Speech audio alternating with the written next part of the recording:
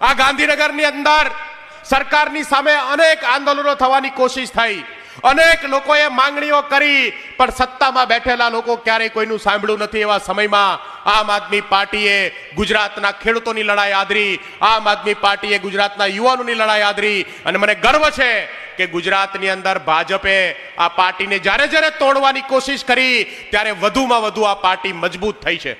દિવસે ને દિવસે ભાજપને હવે એ ડર લાગે છે કે કદાચ આ આમ આદમી પાર્ટી તરફ ગુજરાતના લોકો વળી જશે તો ગુજરાતમાંથી આ ભાજપનું નામો નિશાન સાફ થઈ જવાનું છે.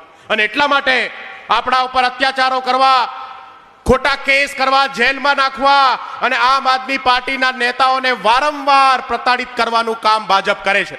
પણ ગર્વ સાથે કહેવું પડે કે આપણી વચ્ચે પ્રવીણ રામ જેવો યુવાન 108 દિવસ જેલમાં રહીને પણ જેલમાંથી બહાર નીકળી અને ગુજરાતના ખેડૂતોને બચાવવા માટે, ગુજરાતની લડાઈને આગળ ધપાવવા માટે તરત જ તે આ યાત્રા લઈ અને સોમનાથ દાદાના દર્શન કરી અને આજે આ વિધાનસભાના પટાંગણમાં આ ગાંધીનગરમાં આવીને ઊભા છે. એ પ્રવીણ રામ, તમામ એવા ખેડૂતો આપણી સાથે જેલની અંદર જે લોકોએ યાત્રાઓ કરી છે, જેલની અંદર જેલ ભોગવી છે, એવા ભાઈ રમેશ મેર હોય, રાજુભાઈ બોર ખતરિયા હોય, તમામ એવા સાથી કે જેમણે ખેડૂતોની આ લડાઈ સતત મજબૂત થાય એના માટે કામ કર્યું છે.